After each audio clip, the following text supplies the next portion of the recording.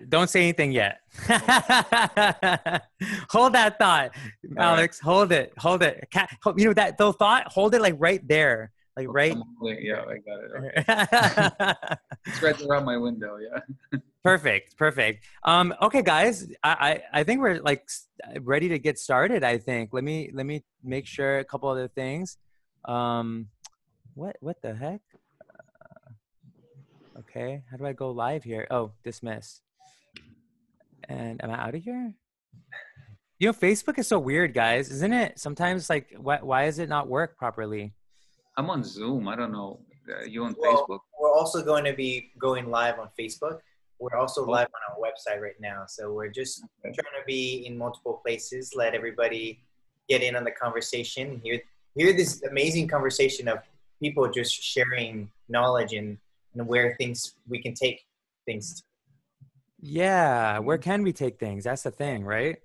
Let's have more discussion and conversation about our local community that also affects our global community and our cosmic community. Heck yes. Could you all share where everybody else is located? Because I know I came a few minutes late. So. Hey, you missed that. You're going to have to watch this all over again from the beginning. Over here. There'll be a quiz on this later. I'm in New York City. I think you've got 6 Americans, Krupa. Yeah. You're done for, Russell. Yeah, I'm in Philly. Where are you from, Jessa? Philly? Philadelphia? Ah, Philly, that's right. Yeah. That's one of the only places I didn't get to in 2017. Oh, you have to come back post quarantine. Definitely. Yeah. I did about 20 states in the US in 2017. So wow. It was interesting to see for about 3.5 months. It was interesting to see the comparison between America and Australia, because I was interested in what we get via the media versus what is reality. Yes. Very different. That could be a topic of an entire evening. Oh yeah. All right, ladies and gentlemen, you guys are all going on mute. Beep. Muted. Unmute themselves, or I'll let you guys unmute yourselves. I'll be nice in that way. All right, here we go. Let's see.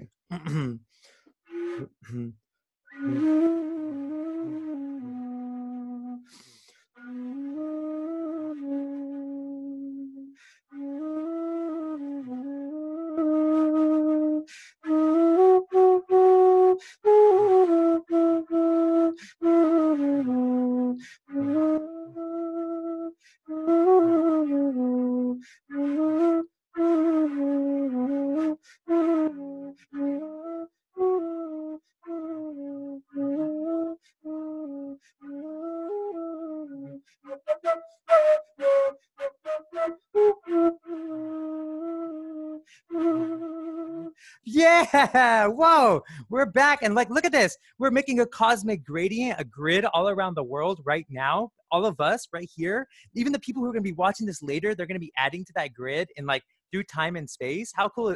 That's like, for me, that's cosmic, all right? And so here we are in the cosmic labyrinth, and I'm here with Charlie, one of my awesome teammates in the cosmic Trinity, helping to make this thing possible. What is cosmic labyrinth? What is this thing? What is this talk show Friday Night Live that we're doing? Well, we can't go anywhere on Friday nights right now, so here's something that we could do that might be a little bit invigorating and positive, and maybe the conversation is enlivening and moves us towards feeling better about the world and ourselves. But at the same time, maybe we can have fun. Maybe we can play some games. Maybe cool guests can come by and stop by and add some music or add some art or add some flavor, or maybe tell us about something they're working on that's amazing that we need to know, that's going to make us feel healthier and happier, whatever it is, right?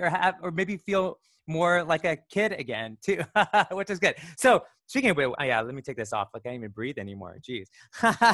So guys, we're excited to have you guys wherever you're tuning in from. We got some amazing guests today. This is Redefining Health.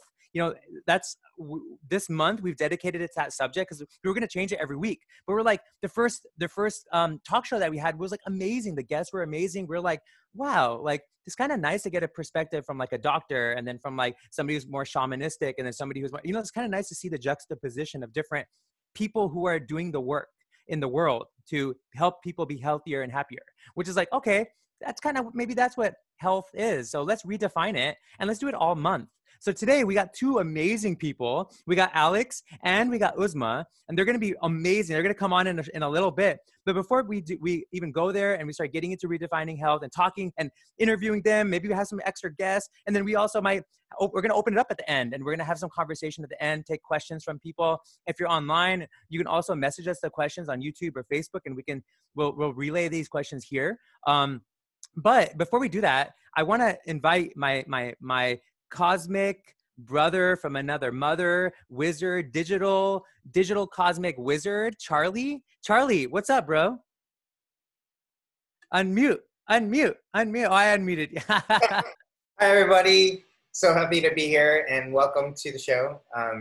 Super excited. Thank you, Indy, for introducing me. Yeah, I'm super excited to be here today. Redefining health has been such a very important topic. I think it's on everybody's mind. So I'm excited to be bringing two more people and still continuing the conversation. Myself, Charlie, dude, you gotta, it's what's today's a special day, like in terms of like, you know, and if we just think about it astrologically and astronomically, it's kind of interesting, right? Whenever we have a new moon or a full moon, right? So yeah. Maybe you could share like a meditation or like some sort of, yeah, I mean, you, dude, by the way, everybody, Charlie is one of the coolest astrologers I've ever met in my life. And he's like, not like a promoted astrologer. He's not out there, you know, promoting himself. He's actually like a legit astrologer because he applies like a lot of like Jungian psychology and like analytical psychology to the astrology practice. And he also kind of gamifies it because he has a gaming background. He's a computer engineer. All this, I can go off over and over about Charlie, but he applies these really cool gamification perspectives to astrology, which for all of us, that's beneficial, even if you don't believe in it. It's like, maybe it helps us just to play the game that we are, like we're a game. So Charlie, can you share something about today?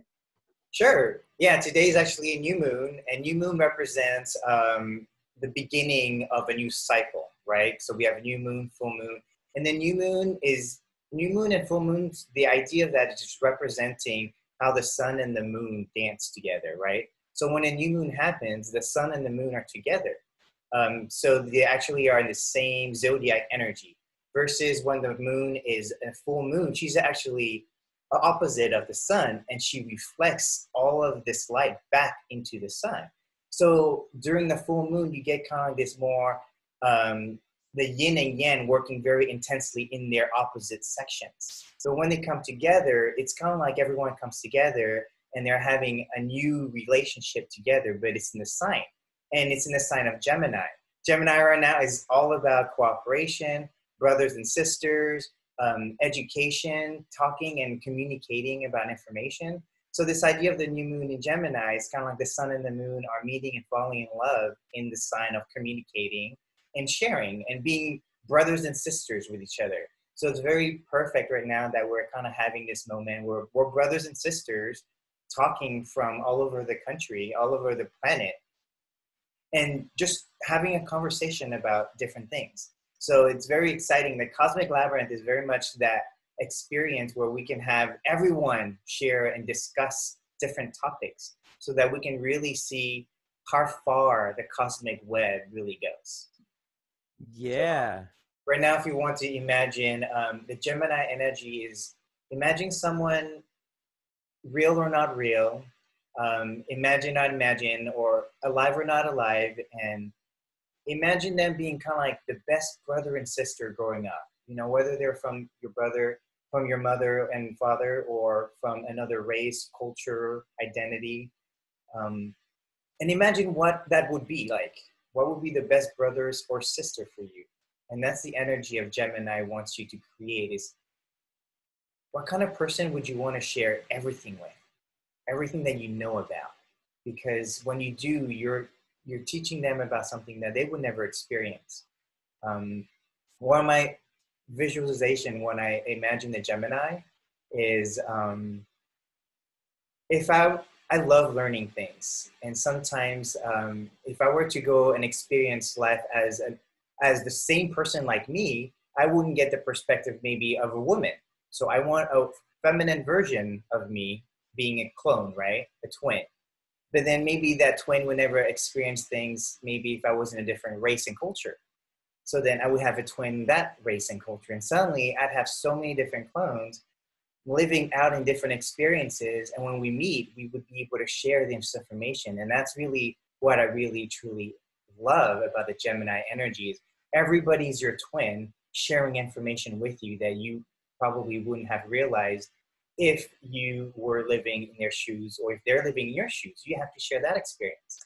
And so that's the beauty of this labyrinth, is no matter where we are in our journey, we'll come and align with each other, share some information, have a great time, and then just like the wind, just walk away and disappear. Wait, did you say the wind? Wind. When anybody says that wind is coming, I gotta like show up and create something, create some wind.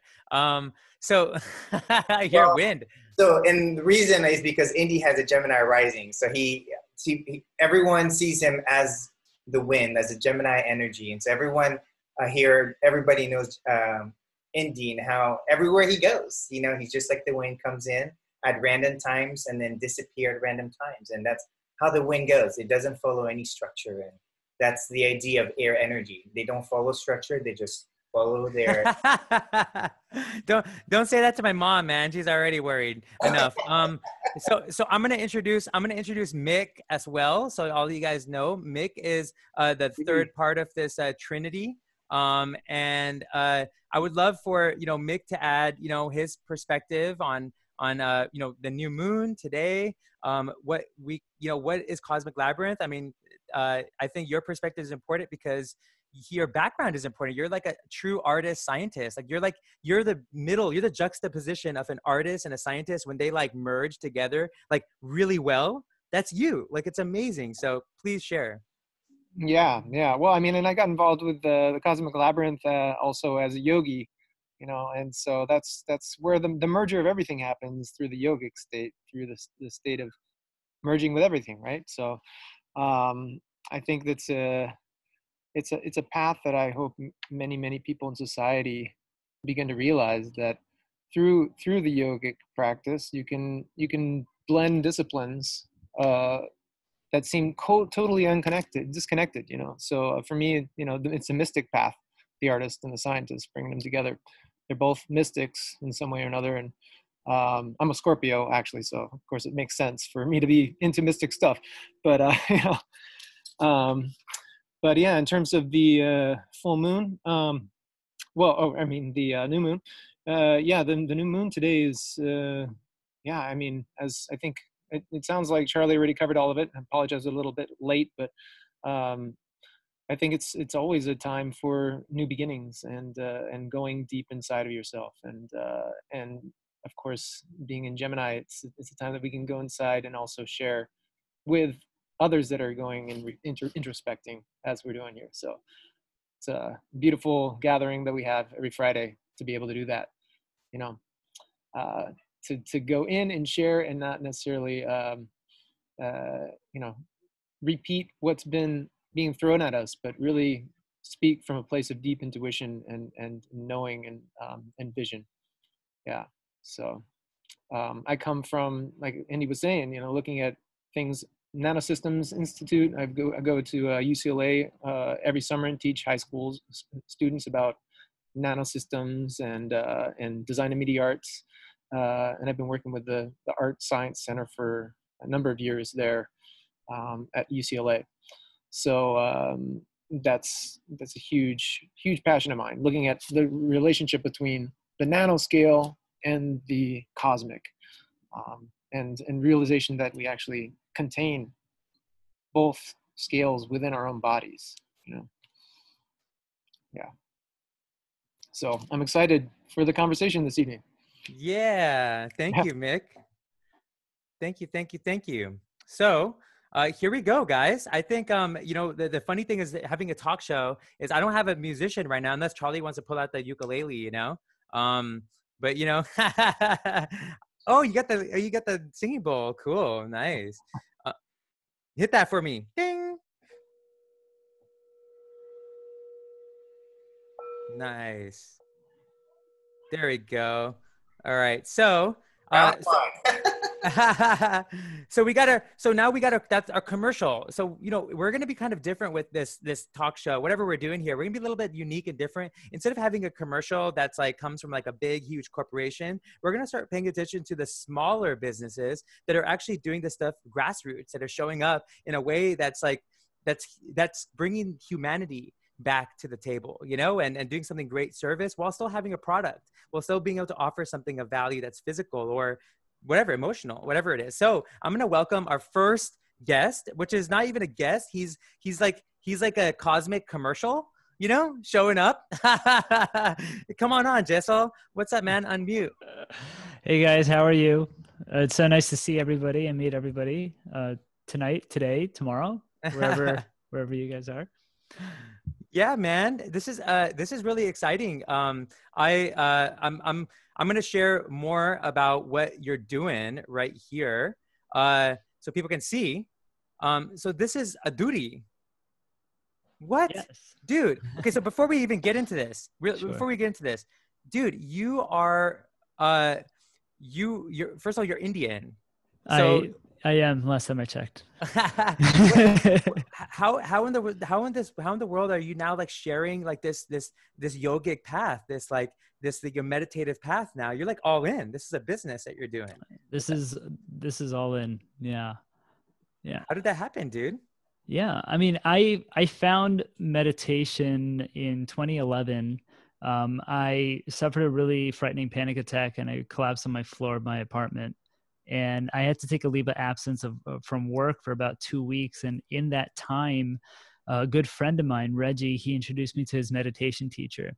And so for such a long time, I grew up in a fairly religious household. We have a whole mandir and temple downstairs. And it's something that I didn't, you know, being a first gen immigrant son here, like I didn't know what my identity was. And I struggled with that a lot. I'm not sure if anybody else felt that way. So it felt like I was kind of pushing away meditation or pushing away. Because, I mean, just to give context, like you go to India and everyone's like, hey, you're not from here, dude. And in America, it's like, you're not from here, dude. So you feel like you don't know where you actually fit in. And I kind of pushed culture away for a very long time until I did find meditation and mindfulness. And I actually, so I found it in 2011 and it's something that totally changed my life, was able to help me better manage my anxiety and stress, and then turned into a more introspective practice. And it was about 3 years ago where I actually visited my family's village in Padadri. It's a very small village in Gujarat in India. And we went there, and it just turned out that all my grandfathers and great grandfathers were meditation teachers and healers in the village. And they had like a whole meditation tree. They built temples in the actual village. No, wait, hold on. Did you just say meditation tree? Like they had like they had a legit like it was like this thing that's been there for like more than hundreds of years. This massive tree in the middle of their property. What? That's amazing. Yeah. But those things, by the way, I must say, for anybody out there, if you can find a tree to make your meditation tree, I would really advocate that. Things will change. I mean, you had a tree last week, right? Yeah. And we cut the tree down and built the stage with it, you know? So that's from the wood, from the, you know, and that's vegan leather. Okay. So don't worry. But yeah, man. So like right now you got a duty, and so I meant to interrupt you, but you're in your village and you got activated, I'm sure. Somehow. Oh yeah, I totally activated. And I think this was after I had started to work on Aduri. And so the reason why I wanted to create Aduri was because I mean, I struggled with, I think what a lot of people do struggle with now. I mean, meditation apps have been amazing at getting people into meditation, which I'm sure you've recommended a few on the market right now. And I mean, the number of people that meditate in this country has tripled over the last 5 years. And it's because we're more aware of our stress, our anxieties. We're more open to alternative and just better, more natural, holistic ways to help take care of our minds and bodies and souls in a more preventative, vitamin-esque sort of capacity than a painkiller. Yeah, it's funny you say that. In my opinion, I think in the next like 5 to 10 years, we're gonna look at meditation like brushing your teeth. Like it's gonna be like, damn, you didn't brush your brain. Like, oh, bro, I don't want to. It's mental hygiene. You're exactly right. You stink, man. You stink. Go ahead. And so I wanted to create an actual physical representation. And literally, I was trying to think of I was studying interactive technology as a master student at NYU, and I was struggling with coming up with a final project. So I remember I sat down for an hour and I really tried to think about what would be meaningful to create for this class. And literally it just came out. I came out of an hour sit and I was like, what if you could actually feel the internal vibrations that you feel during your practice externally? And how can those external vibrations help instill a deeper state of focus or a deeper state of engagement during your meditation? And that, I mean, literally the first iteration was shower curtains wrapped in, like, it looked like a tent. But we led 70 people through a 5-minute mantra-based meditation. And what came out of it was, and as people chanted, the entire platform vibrated with their voice. So I was exploring, how do vibrations instill a deeper state of focus? And is this actually enjoyable? Wow, dude. And how did people respond? I mean, if I were you, I thought people would be like, whoa, what the, I gotta go to the bathroom. I think that's it's just an amazing response. You say you have half the people that were not into meditation, were now interested in trying meditation, which was amazing. And then you get people that kind of had a loose practice with meditation, now re-inspired and reinvigorated to begin again. And that's exactly the excitement that I wanted to capture. And now what the product ended up becoming and what it started out with was totally different. And I think that was just through an iteration and just me failing 40 times until figuring out and fumbling through it to really get to where we are now. That's amazing, bro. I think I need those cushions for these seats over here. I have one right here. I keep we need to put it on. Maybe when the guests come, they can sit on the duty thing, and I can use it as the host. I can like be pushing it while the show is going on. You know, like, they say something. If they answer a question wrong, I'm like. and so what this came out to be was, so this cushion, it gently vibrates to guide breathing and focus, and we pair that with all sorts of content, like any content that, let's say, Rishi, that you produce. We can sync it with the actual vibrations. On top of that, we can connect the cushions together, so we can have all of us that are on the call right now on one meditation session going through the entire experience together, building that connection and building, like you started this whole thing with a grid, with our cosmic grid here. Yeah, it's just and I think it's getting more important now than ever. I guess this whole being connected at home and taking care of yourself mentally and physically. So. Yeah, absolutely. I believe in this, man. I think it's going to be huge. I think, one of the ways that I've been really grateful to kind of come into this space and we connected in New York at the assemblage, but for this particular event, like what you're doing now, like you're doing events now, like that's how we got fully connected, is because I came on and did a laughter thing through your community, and that was incredible. That was one of our best events by far. No way, really, dude. It was fun, absolutely. I mean, just coming up with the unique and just amazing collaborators like yourself. We throw 4 events a week. We do a mindset Monday, we do a guided meditation Tuesday, we do an immersive sound meditation on Wednesdays, and then on Thursdays we do a collaboration with with like Rishi that we did a laughter meditation for our weekly theme of laughter that we explored. We explored different themes and topics every week. So for May, for example, we did a Mindful May series where we partnered with 4 brands. And if you're familiar with Purple, the mattress company, we're partnering with them next week for a sleep meditation. So we're going to learn a little bit about sleep, a little bit about the science behind it, and put you to sleep. Can you expect to sleep? Yeah, I was about to ask you. Can you sleep at the end of the class? Awesome. I expect to go to sleep right after, like during the thing, like just snoring. Yeah. Man, this is amazing. Yeah. So people can see the website, everything. I really implore people connect. You guys also have like a contest with like a May 25th deadline. Yeah, which is that's like 3 days from now. So tell us quickly, what's this about? Yeah, so we Orgain is a plant-based nutrition company. They recognize 6 startups across nutrition, mindfulness, and fitness, and for the startup grant. And we became one of the finalists, and now it is a old school popularity contest of voting, and it's been running for 2 weeks, and so it is finally over on Monday. And I would implore everybody, if they would love to support us and vote for us. I'll share this on our like social feeds, right? Thank you so much. That would be cool. Yeah. Dude, amazing. And like, I want to ask you one question before you go. All right. Mm-hmm. Or maybe you have a question for me, but one really important question: how would you redefine health? Like, what's your definition of health? Like, what's your definition of it now? And like, what would you redefine it as?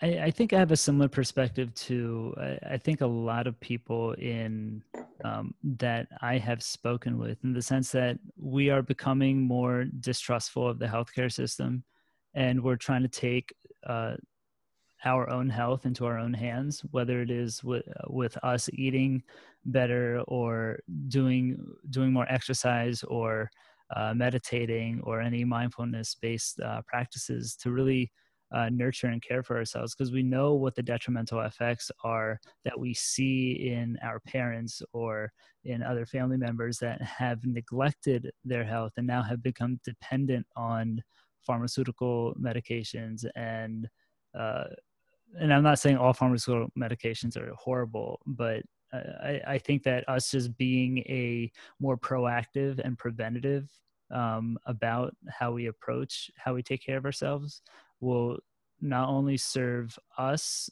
microly, but impact the greater macro environment as well.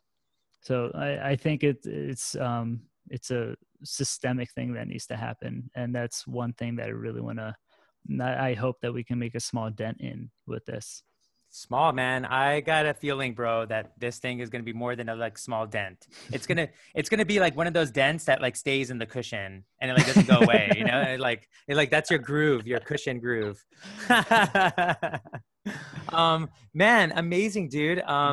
Thank you for coming on. Is there like, before I knock you off the stage, do you have anything, is there anything else you want to complete, or is there anything else you want to say? Is there? No, I think that's it. I'm just grateful that that I have been able to meet everybody here, and I'm just honored to be in just good company. Yeah, man. I would please implore, like, stick around if you want. When we open up, I'm sure we'll have some good conversations. So you're welcome to. You can do whatever you want. You could go. You could do whatever you want. I know you're in New York, so right. Take care of yourself. Yeah. Thank you. Thank you Cool. so much. All right, brother. Peace. Yeah. Oh my God. So we need a transition right now. So let's see. Okay. So maybe we'll play a little bit of flute for people. I'm trying to learn this small one.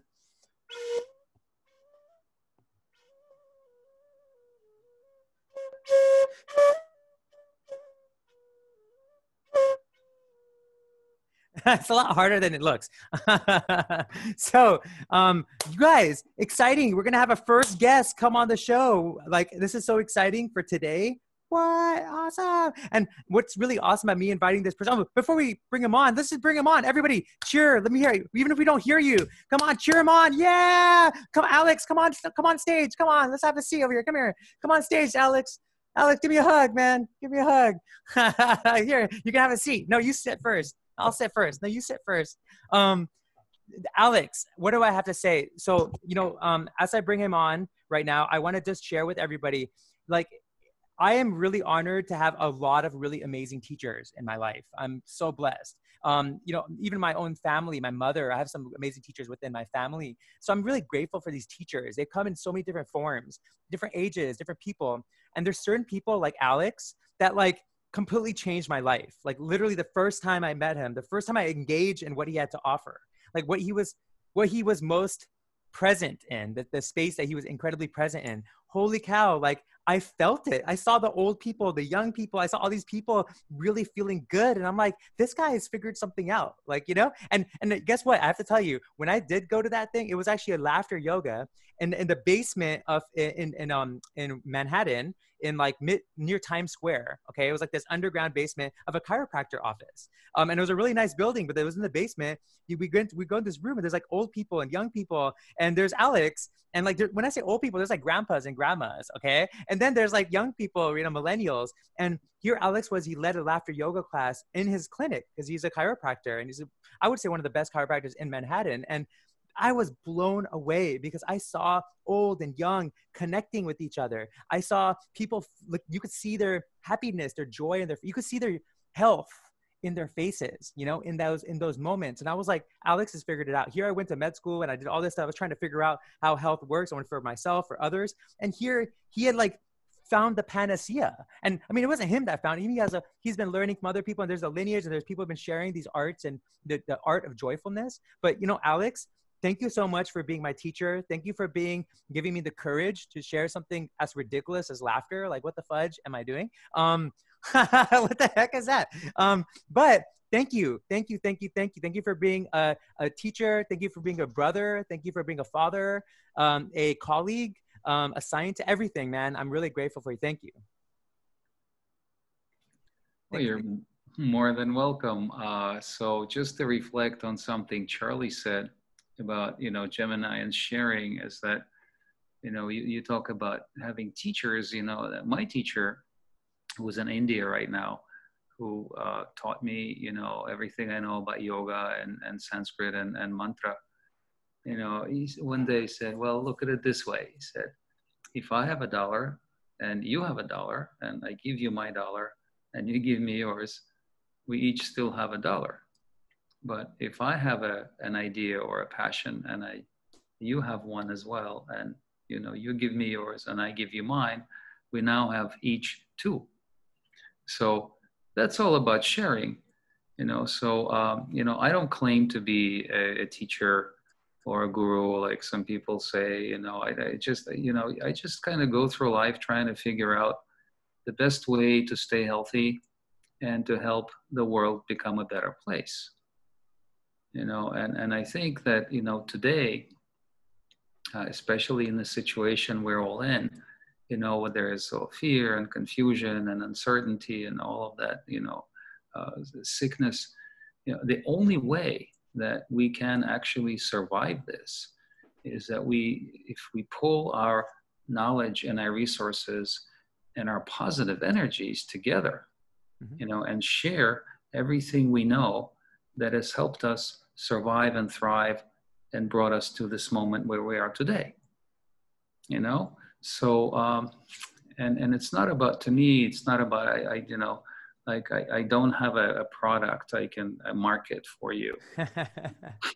Well, but you know what though? I think your clinic is like such a powerful, like what you've created, the space you've created. And I was fortunate to see it in December and see also the people you work with, the other doctors, and like you've built a container for people also to find health, which is important, That is true. Although right now the clinic is not functional because of the situation we're in. Wait, but would the salt room be really good for people right now? Because that salt room was amazing. It's that amazing salt room that you just like go relax in. It is a great salt room. It's a great resource. Arguably, it'll kill anything that's in your sinuses or in your air passages. However, we can't claim that it actually helps, anything. And also, it is not considered to be an essential service, right? So for all intents and purposes, the salt room is not doing anything right now. It's closed. Oh You know, man, that would be so you helpful for can people. book a visit there. I mean, I can go in there if I want to, but you know, going into Manhattan is a little bit of a strange experience these days. You know, I mean, I've been living in the city for over 40 years, and I have never seen the city like this, where the streets are empty, where the people are, you know, all wearing masks, you know, and everybody is looking suspicious, and there is no traffic, you know, although I think that, you know, most people are now kind of over the initial, you know, fear reaction and the knee jerk, like, oh my God, let's just not like come near anybody. And, you know, the first couple of days when this whole thing started, you know, they were saying, oh, you know, they you know, the children, they're carriers, it doesn't affect them, you know. So I even caught myself, you know, like if you see a kid on the street, you're like, oh my God, I just got to get away from it. And that's when I Oh said, well, I think no. something is very wrong with that attitude, right? But it's so easy to fall into the fear that is being spread by the media. Okay, and media, I'm not saying it's all evil. You know, media is a source of information that can help, but it's also a source of information that can harm people, and it's very hard to distinguish these days. You know, what kind of information you're getting, whether it's good quality information that'll help you, or if it's something that's geared to steer you in a particular direction. You know, and that's why they call it programming, right? Right. I mean, it's like literally, and also you change the channel, right? You Right. channel the channel, and you go to the channel to get your programming, right? So, and then you watch it on the television set. So, just letting you know though, that like, I think it's also interesting when you bring that up, because regulation of our mental diet is so powerful. You know, like if we pay attention to what we eat, right, physically, what if we also pay attention to what we see, like what we absorb through our consciousness, right, our mind, and that includes your TV, what you watch on your phone, what kind of things you read, what kind of messages you share with your, like, those are all, that's your mental diet, you know. So it's cleaning or dirtying your mind, if you want to put it that way, just like your body gets dirty too. Well, taking it a step further, you know, I heard someone say to me once, like, don't believe everything you think. Okay. And I found that to be very useful. You know, it took a while to sink in, but you know, when you start practicing that, you know, when you start like saying to yourself, oh, well, why am I thinking certain things? Why do I believe that? You know, that's when you can actually start making a change. And the only time, you know, you can make a change is when you see it in yourself. Okay. Yes. When you make the change inside, then it's easy. Then everything on the outside starts following and falling into place. Yeah. You know, I find great comfort in the word of, again, the great Lao Tzu, who said, you know, allow your heart to be calm, allow your mind to be still, you know, observe the calamity of the world and watch everything fall into its own place, you know. And it sounds really nice, but and once you start practicing that type of an approach to life, okay, when you realize that, you know, the only thing you can really control, okay, is what's going on in there. Well, if you're a general in a Japanese Navy, you can you can probably control the actions of your troops. But, you know, the only thing you truly can control in this world is you know, what's going on in here, and that's going to govern what you do here and what you know, what happens on site. So, you know, as far as redefining health, I think this is a good time for us as a species to really think about, you know, redefining, you know, what we think health it truly is. And, you know, health is not the mere absence of disease. You know, true health is a balance between the physical and the mental. Okay, it's when everything is in harmony with itself, then it's health. Because, you know, we can't have, you know, healthy people when we have a sick planet. And by the same token, if we have a sick, you know, it just, everything is connected like that. So we actually have now a very good opportunity to really see you know, and introspect and tune in, because we're put in a situation where we now have to really evaluate, you know, what's going on and how we're going to change this. And most importantly, how have we gotten here? How have we gotten into this situation? Right. And, you know, I mean, and I could go on about, you know, what I think, how we got into this for a very long time. But I think now, you know, we're at a point where we're ready to start developing new ways and new methods of living together, understanding each other, and shaping the earth and how we live here in a more productive, more positive, less destructive way. So I got a question off of that, which I've been asking every week that we've been doing this the past few weeks, which is, what is that? Like, what, you know, in my belief, whatever you envision, like whatever you think about, like nothing happens in the world or the universe without somebody thinking about it. Quantum entanglement, maybe, right? We're talking about it. So like something, you have to think about something, you have to see it before it can happen, right? It's like things are not just going to change just because. Like somewhere people have to think about it being like how it has to be or can be. So that being said, 5 years from now, what's the optimum? Like, what's the optimum health system? Where's your place in that system? You know, what's the best version of Alex acting out in that, where it's a new moon too, right? So like, what is that space? Let's talk about, I'm curious about your perspective specifically. Okay, on a personal level, you know, I am going to continue doing what I have been doing, you know, my entire professional career, and probably even before that, that is being there to help my patients and help people that are looking for answers to find those answers. Okay. You know, I'm probably in practical terms, you know, I'm going to still see patients, still run the salt room. I'm going to, you know, associate myself with all the doctors that are doing good work, you know, of all kinds of specialties that I work with. But most importantly, you know, what I've realized is that it's not just what you do, it's also what you think. Okay. And this is where meditation comes in. And I want to share a really cool story with you all. You know, this is a story where the creator called in all the different creatures. And the creator said to them, I need your advice. And the creature said, what do you want to know? And the creator said, well, I want to hide something from humans. And what I want to hide it from them until they're ready to really own it.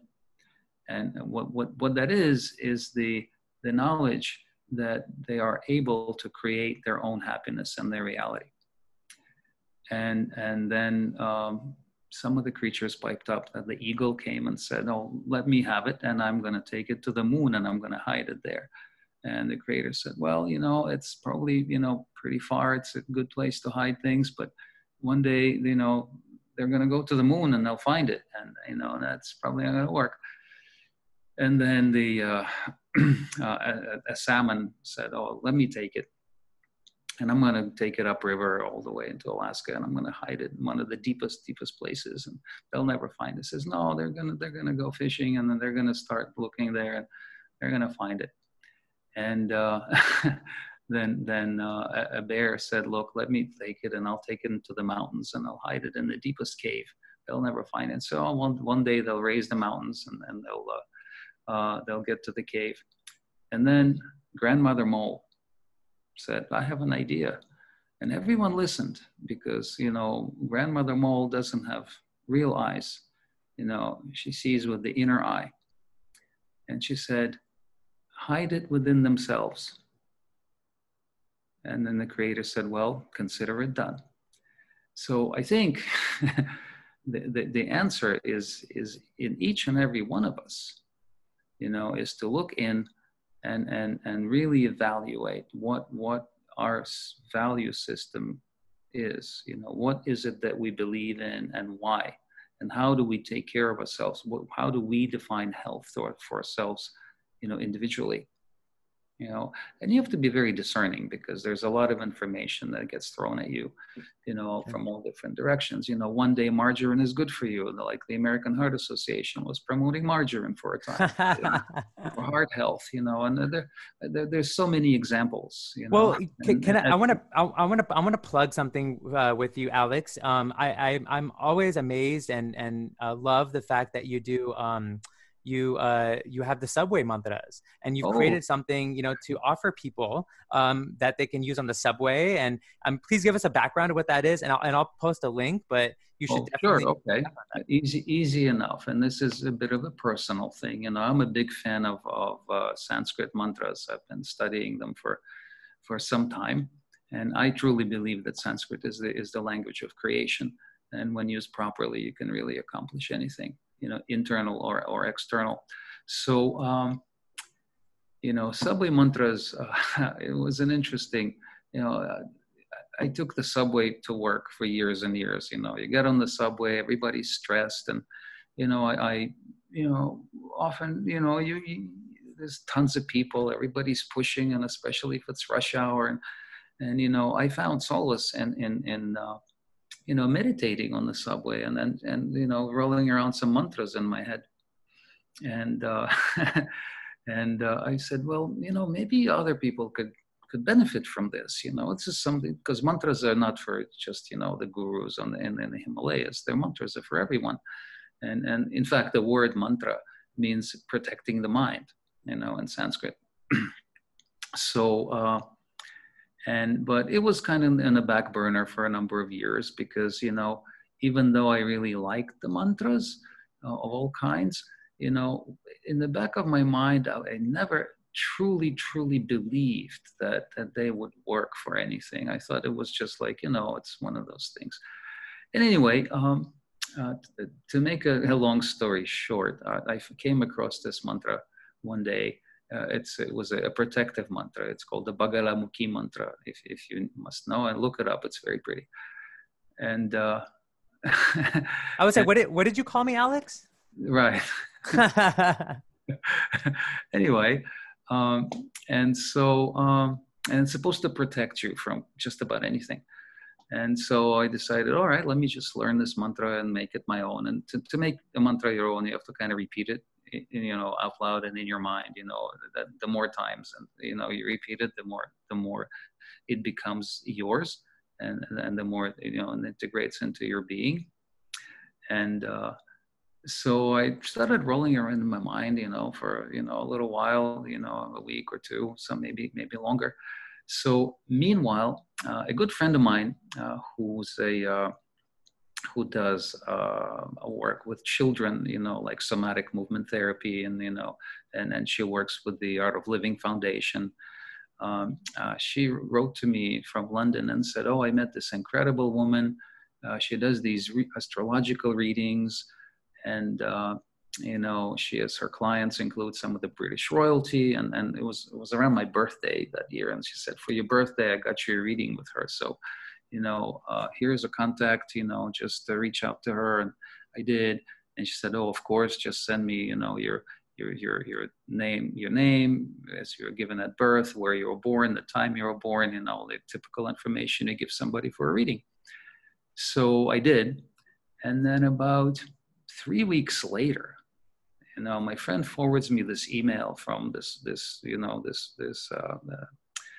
woman, and the email reads, "I'm really sorry, you know, this never happened to me before, but I try to read your friend, and it's though as he's blocking me, you know, I can't read him, and I'll happily refund your money. I don't know what happened, and I just can't do it."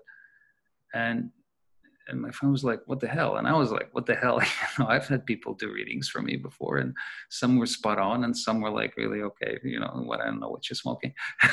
But I didn't get it at first. And I was on the subway going home one day from work, and I was like, wait, and rolling around this protective mantra still. And then it hit me. I said, wow, can this be, right? True story. And so I said, all right, let me let me do this. So I stopped rolling around this mantra. I found another one that had nothing to do with protection. And in fact, the next one had something to do with opening doors. And I wrote to my friend. I said, "Would you please ask her to try a reading again?" You know, and she did. And sure enough, within 2 days, I got a reading. You know, which was spot on. She was like, "I don't know what happened, but all of a sudden the gate opened up, and I was able to do this." So this actually, for me, was the stimulus to actually put subway mantras together.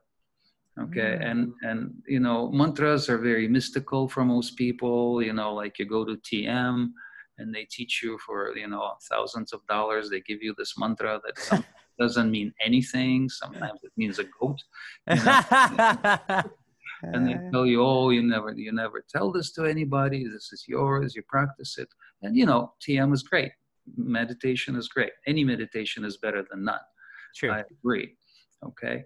But you know, mantras are for everyone, you know, and anyone can do it. And I said, why don't I put together a book of like 7 mantras, one for each day of the week, that a person could, you know, just use riding the subway and help themselves. Or, oh, thank you. All right. And Shri Vinayak is my teacher who taught me everything that I needed to know to actually put this together. And he edited it with me as well. So that's my book. You can get it on Amazon or whatever. It's yeah, it's not prohibitive, and it's useful, I think. So you know, I wasn't going to promote anything on this show, but Rishi is you know, he's the quintessential capitalist. Oh, I love it. Looking back at you, right? You got me good. Dang, dude. This is why we need to have these kind of relationships in our life, because they keep us honest, you know, like and I have to say, you know, before we continue the conversation going and bring on our next guest, I do want to bring up one thing with you, Alex. I think I want to ask you, what, you know, what's something that we all, like right now, there's all these people who are watching this, checking this out. What's something that you you know, you take a birthday wish, like what's something you wish for that people can kind of put some energy towards right now? So like something maybe it's something for your life, or it's maybe a combination of your life and the world. And it could, because everything's connected anyway. So what's something you want to put out there?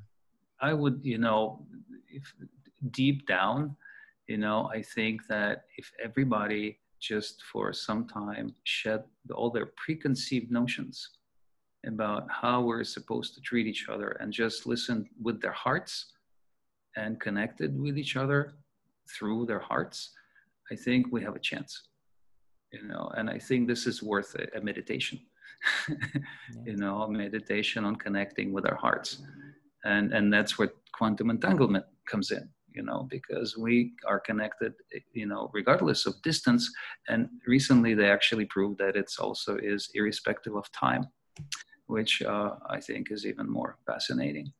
So on that note, you know, that's what I want to share with you today. And thank you for bringing me in. And I really appreciate being a part of this. Yes, please stay around. In fact, what I'm going to ask you to do, hold on, let me take this off of, how do I get it off of? There we go. And then I want to do this. So I want you to kind of move over on that chair. So okay. Can you sit from the main chair? Can you move from the main chair to the side chair? All right, good. Got it. Awesome. All right. You can hang out over here, just chill, you know, and we're going to bring on Uzma now. But before we bring on Uzma, we got another little something for you guys. So I'm actually moving myself over there right now. I got the DJ Charlie. DJ Charlie, can you pull up our YouTube and pull up Nessa's video, her cooking video? And share that screen. And Nessa, are you here? Hello, Nessa. Hello. Hi, I'm here. Hey, oh my God, you're like hiding. Like it looks like a scary movie or something. No, I'm super. Yes, it's getting dark outside. Cool. Thank you for coming on. I definitely wanted to bring Nessa and say hello to her and bring on really quick and share that she in the past has done an amazing conscious cooking class, a play shop that she hosted, and she's gonna be doing another one. She's gonna continue doing these. And you came on and made avocado burgers from scratch. Yeah, it was avocado and quinoa burgers. And you made a juice, and you showed us what we could do with the pulp of the juice. Exactly. So zero waste cooking. Zero waste cooking. And so she talked about it. The show was oriented towards kids, but like anybody can like learn from it because it was like helpful, you know? But it was really awesome. And Nessa, I gotta say, you have a wonderful way of teaching and leading a class, like facilitating. You're a yoga teacher. You do all this retreats. You do motivational stuff. You do fitness and health and nutrition with people. I mean, you do a lot of amazing stuff. So you're good at it. I just wanted to tell you. And so are you going to be doing something soon? When should we expect the next cooking class? If anybody here wants to attend or their kids want to come to it. So the next one will be on June 3rd. June 3rd. Right? All right. So everybody got it? June 3rd. It'll be in the middle of the day between 1 and 3 p.m. In fact, look, I got this now. Look, I'm doing it so fast. Hold on. We will announce in advance the products, so you can cook with me together. Yeah. Oh, this time it was people were just taking notes, but I think for the next one, we'll let people know, right? Mm-hmm. And then this was my favorite part over here when you guys were, oh my gosh, no. Oh my God. Anyways, thank you, Nessa. Enjoy the rest of the show. Thank you so much. Yeah, great listen so far. Absolutely loved it. Thank you. Thank you. This is why we do this. All right, everybody, I want you to put your hands together and clap as we bring on Uzma. Uzma, come on stage. Come on, give me a high five. Give me a high five. So come on, please have a seat. Don't worry, I washed my hands before we gave a 5, and then I licked them too. Like I lick usually after I wash my hands, just to keep it extra. You know, the bacteria help. Right? Good evening, everyone. Great show so far. Thank you, Alex, for sharing. Yeah. Oh my gosh, Uzma. Let me introduce everybody to Uzma. I mean, Uzma she's a licensed pharmacist, but you know. What's interesting beyond that, I want to like acknowledge something. Like you're a mother, in coming from a background, a very like strict background. I mean, yeah. Islamic background, and yet like here you are being such an avant-garde person. Like when we first met years ago in Connecticut, like I was right away like, dang, she's really progressive and cool, you know. But you definitely know how to also be traditional and how to like be reserved. Like you know the balance, and so it's interesting. It's interesting now that you're bringing it into the medical world or the healing world, right? Like you're a pharmacist, but you do energy stuff. You're doing educational stuff about marijuana. Like you're teaching people about how it can actually help people while you're doing energy stuff too. I mean, dude, tell us more, please. So I'm fortunately no longer in traditional pharmacy, and I do dispense medical marijuana, and I get to treat patients for their diseases with cannabis. And it's been an amazing experience. I've been doing it since 2015, and it humbles me every day. I can't believe I have this honor to work with the most sacred plant that there is, and then get to see the results in my patients. When we first started, we really just used cannabis as needed. Okay, you're not feeling well, take this. You have a migraine, take this. And then with so much research that's been coming out, we realized that we can take the place of so many pharmaceutical medications that people are taking. And then, you know, people talk about cannabis, people are aware of the entourage effect, that there's so many different parts of the plant that contribute to it being medicine. And that's the strain, the cannabinoids and the terpenes. And when I speak about cannabis, I like to add a fourth, and that's the divine energy that comes from any natural herb, that you're also treating the energy of your body. And then you start seeing the difference in your patients as you follow up with them. And they start opening up to you more, and you see that they're getting in touch with certain sides of themselves that they were never aware of before. And then that's when you can really start working on emotional healing and tapping into any type of soul development and really tracking that type of journey and aligning it with their physical well-being, and then just going to really profound places for their health and their overall quality of life. And so again, I'm honored to do it, and it's very humbling. Yeah. I can't hear you.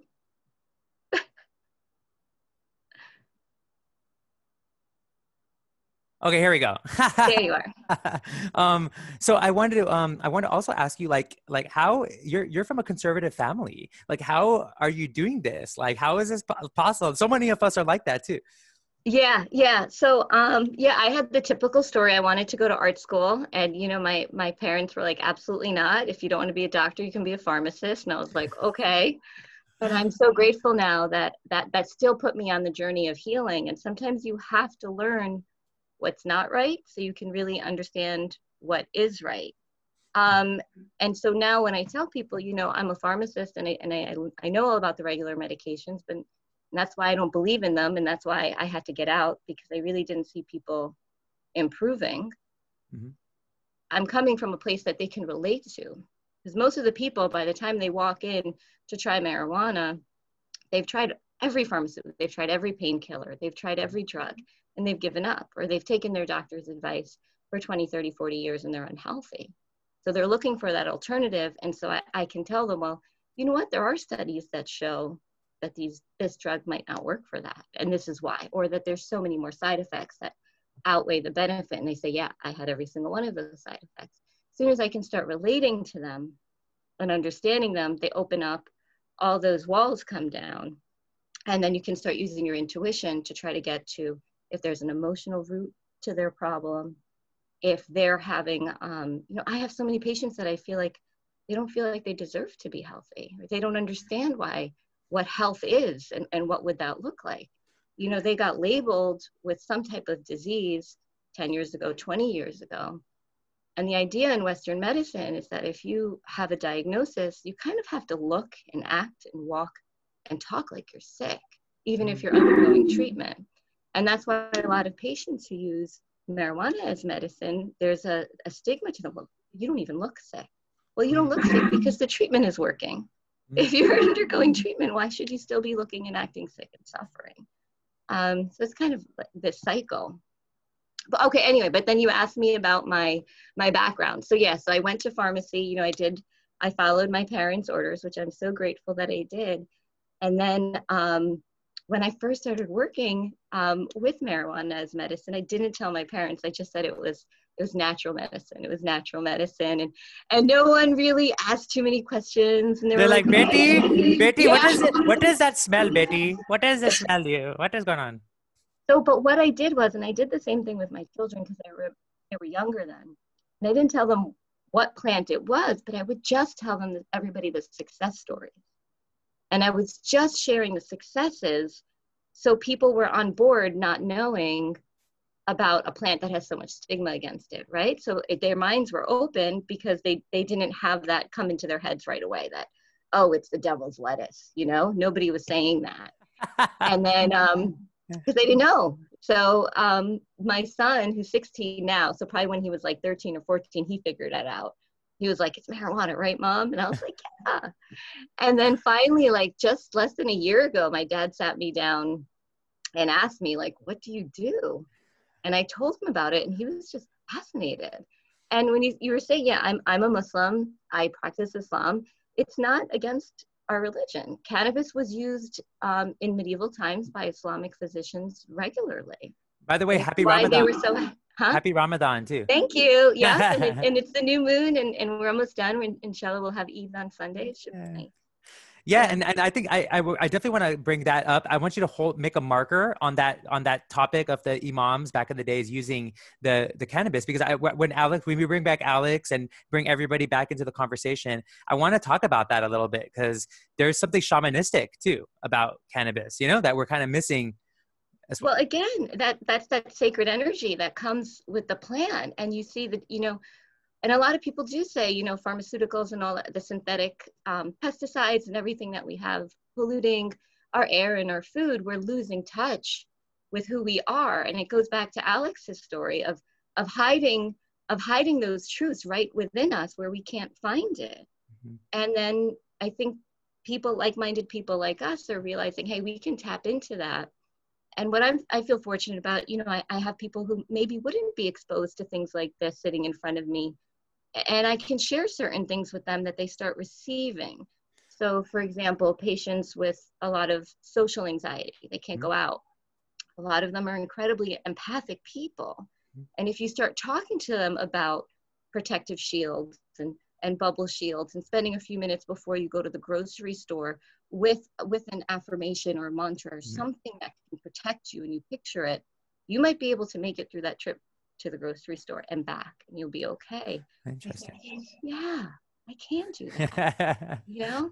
That's amazing. And that's, you know, it's important to pay attention and listen in such a way that you have something to offer after you listen, you know? And I think that's something I want to bring up. I mean, I think the education that you do is important. I've seen some, you know, things where you've like done education about cannabis and kind of breaking down those walls. And even right now, how you explained how you were able to like, you know, is genius, like, you know, calling it natural medicine, how you broke it down to your family. Like, I think that's something we all can learn from a little bit, especially those of us who are in conservative spaces. Even if you're in, like, I think you're in Australia, somebody's in Australia here, like, what about conservative places around the world? How can we start to bring these legalized marijuana, but also like find a way to kind of like educate people about it too, you know, because that's how you'll legalize it. That's how you'll actually get it to be a part of the system, and maybe even get rid of some criminal kind of there's criminals right now who are in prison because of cannabis. Well, that's the biggest shame to all of this.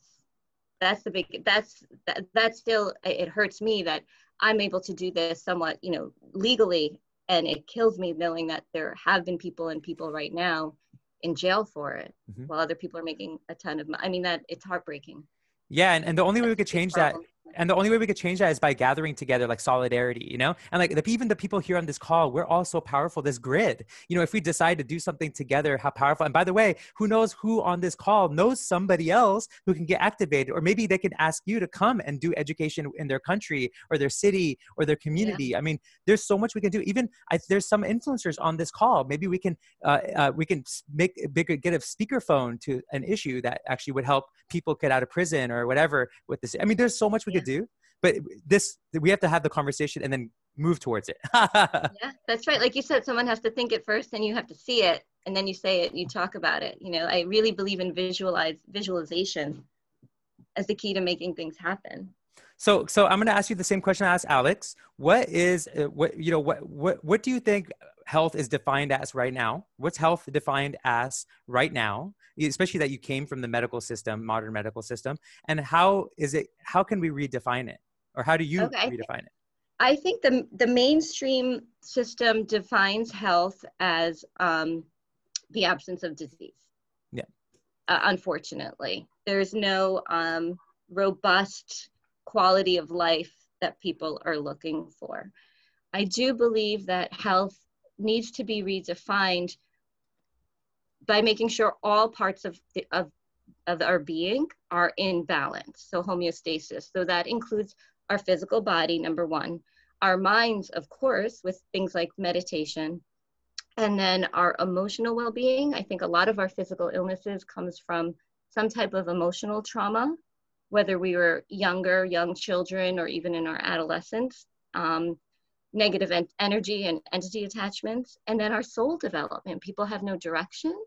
And I think that we're not focusing our life's work or our purpose in line with what our souls want us to be.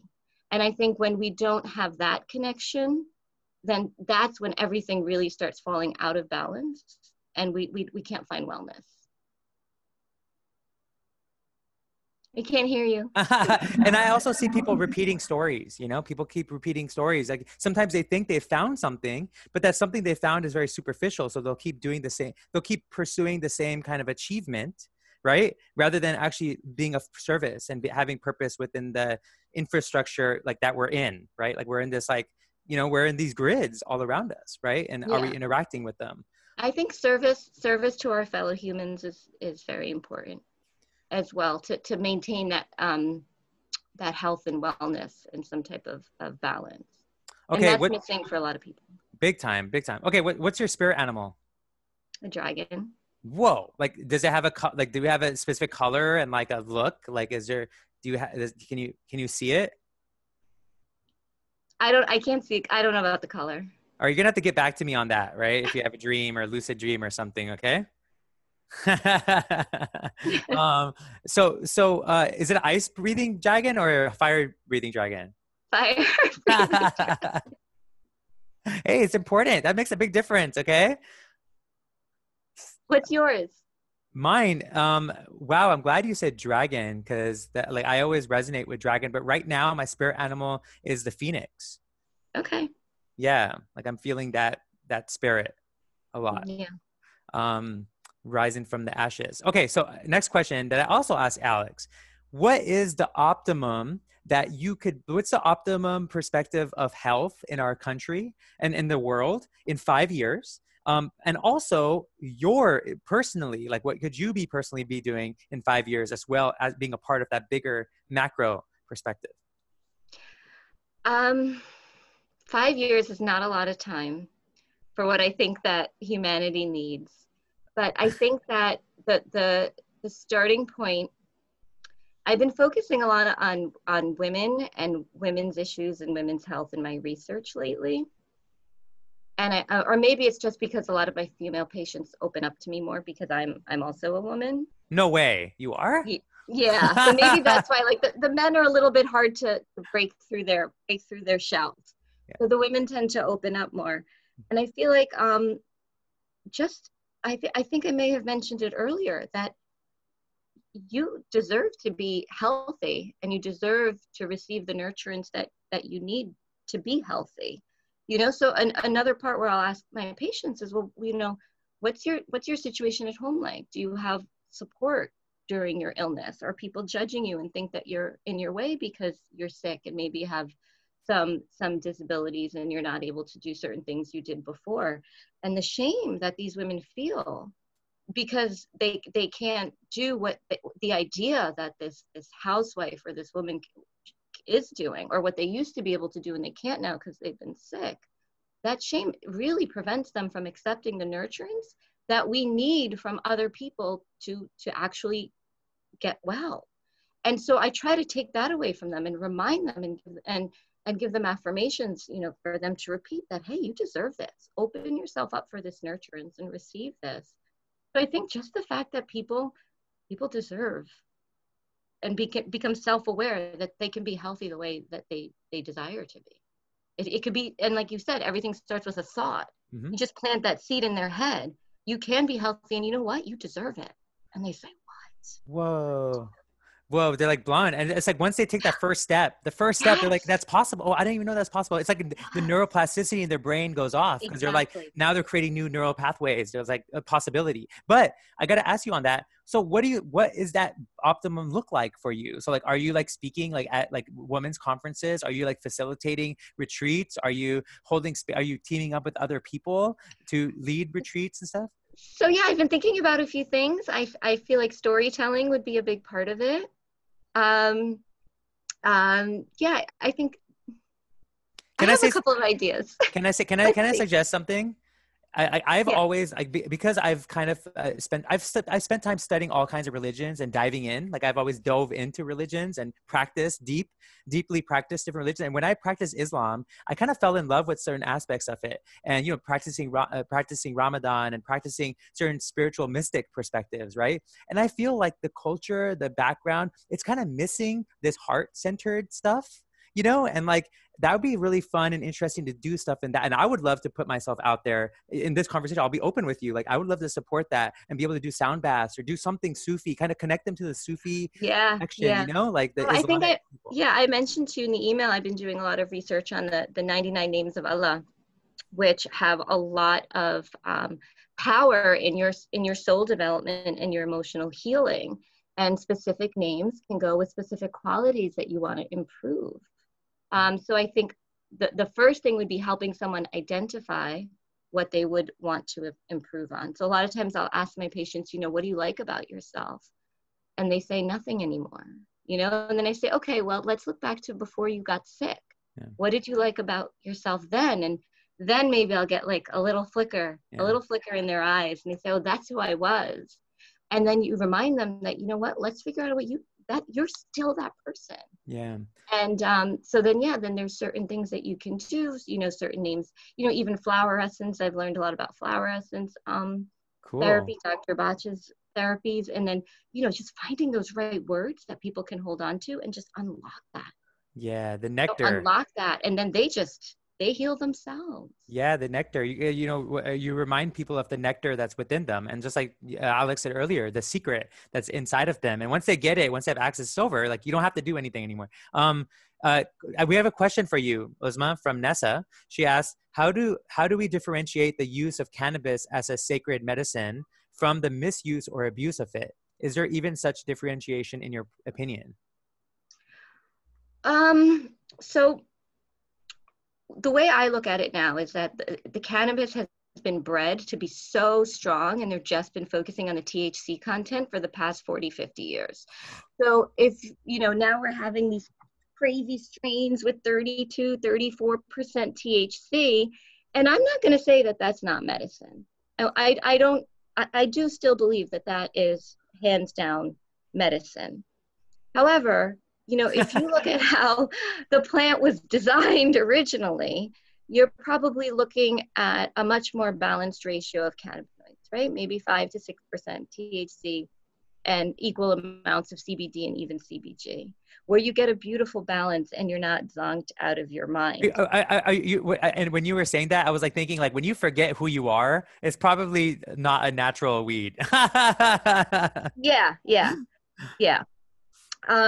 But fortunately, it's one of those things that once you come off of it, you're fine. There's no very rarely there's any lingering effects. So as far as misuse, yeah, of course there's misuse. If you're too young, you shouldn't be using it. You know, you should wait until you're, I mean, honestly, I believe like in your early 20s for your brain development. That's one of the few myths that I think might actually pan out to be true.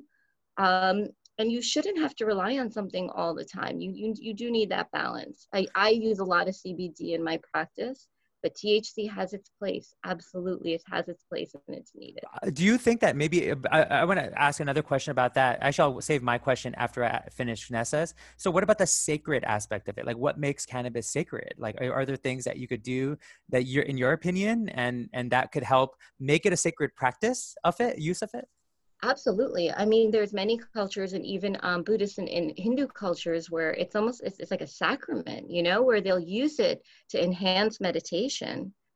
And so I think and you know, it can, basically make you more self-aware in how you connect to the creator and the divine being and to other people around you. It really helps you to look inward and become more self-aware if you choose to have that as your goal. So that's where I find it to be sacred. And, you know, it has, just like every flower and every tree and running water, it has that sacred energy of the universe. Once you put that purity into your body, it's gonna take you somewhere. That's beautiful. In India, I had a priest that gave me a bhang, which was a drink, you know, with cannabis, and he told me to go write poetry. He's like, lock yourself in your room and write poetry. And I like all night wrote amazing poetry. Like to me, it was amazing. I don't know if anybody. Right, but also, the result wasn't so much what matters. That process is I'm sure changed you, right? Mm-hmm. And that's what matters. And when you become self-aware and we meditate and we start unlocking all these doors that, you know, that was hidden for us as the eagle and the salmon tried to hide from us, right? Start unlocking all of that and you can achieve so much more. That's amazing. So Uzma, thank you so much. We're stay on. We're gonna bring Alex on. So Alex, hop back on here. We're gonna unmute you. Is Alex here? Where is he? Yeah, he's there. And then Alex, and Charlie and Mick, I want to have you guys come on for a second. Do you, Charlie, Mick, Alex, do you have anything to ask Uzma? Yeah, you know, there's a lot of talk here about cannabis in New York City as well. And, you know, I've used cannabis for different purposes, mostly, you know, pain, treatment of PTSD. You know, I have recommended it to my patients as well on numerous occasions. And, you know, it's not okay. I really agree with you on a point you made that originally, it is a sacred plant, and it's used in indigenous medicine, in China, in the Middle East, and I have a Chinese Materia Medica, it was published, 3 years ago, and it's in there.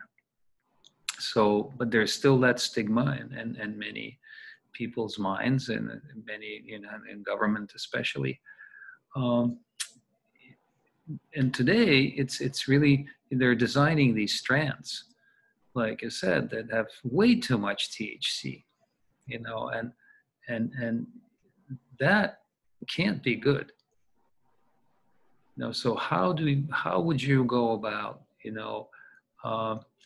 finding what is the right ratio of, the CBD to THC to what is it, CBG? There is another one. I think there's also a CBV as well today. There's THCV, there's CBN. Right. Okay. Yeah, there's there's over 100 cannabinoids. We don't have them all available, and then dosing. There's research. Dosing is something we figure out as we go along. But you said it right. The ratio, the THC to CBG ratio. And if it's already pre-mixed by nature, originally in perfect proportions, why not just go back to that? And is it? Do you find think that seed? Where's the seed? I got it in my. I got some in my pocket, Alex. The golden seed, Alex. You have to find that seed. Alex, I got some in my pocket, dude. If you want some, but you gotta have to come get them, I guess. It's hard to find good seeds these days. It would be hard to find to find that ratio, because unfortunately now the market, people are looking for more and more THC. So it's my job as an educator to remind people that that's not what it's all about, and that is what I speak about. And the ratio is different for everybody. So when someone walks through the door, it depends on their tolerance. Depends on what they do every day even, are you home with your kids all day? Are you driving to work? All of these things make a difference. It's so individualized. Well, how many other medications are you on? That makes a difference too. There's a crossover tolerance. How many opioids are you taking every day? How many psych meds are you on? What do you take to go to sleep? So all of those things play a role.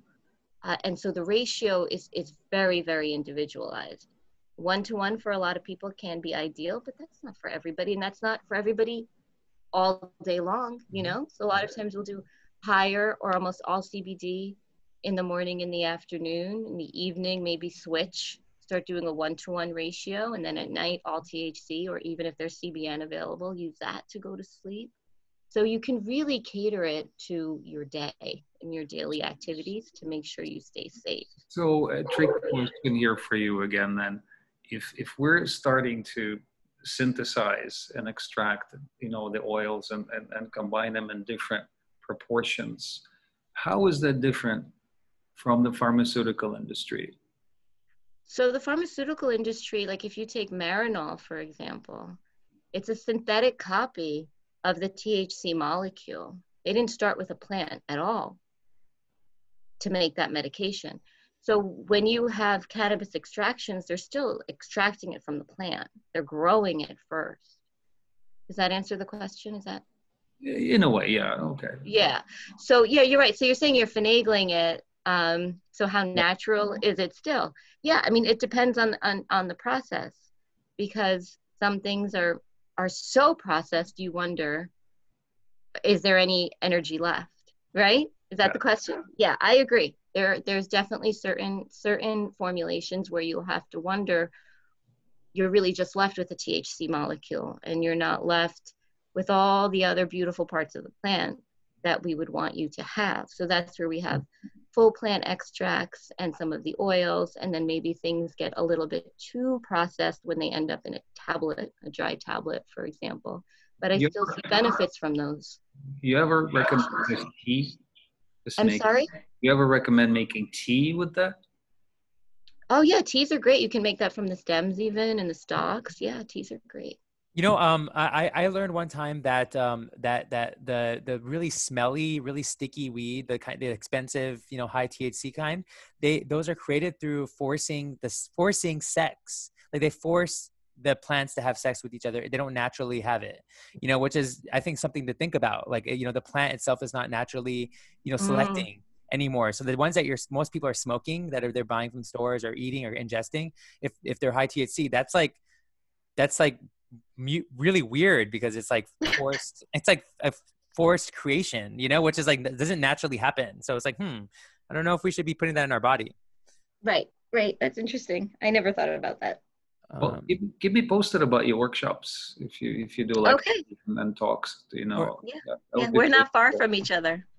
That's right. You're actually very close. Yeah, very good. Yeah. And I want to open up the conversation to, everybody, who's on this call. I'm going to unmute everybody.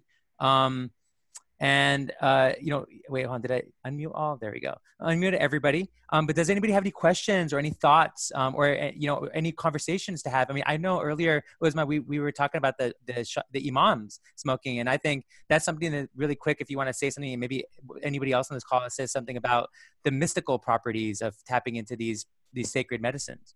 Yeah, actually, I did work at a dispensary, and I did learn about Berkeley did looked at the different strains of cannabis.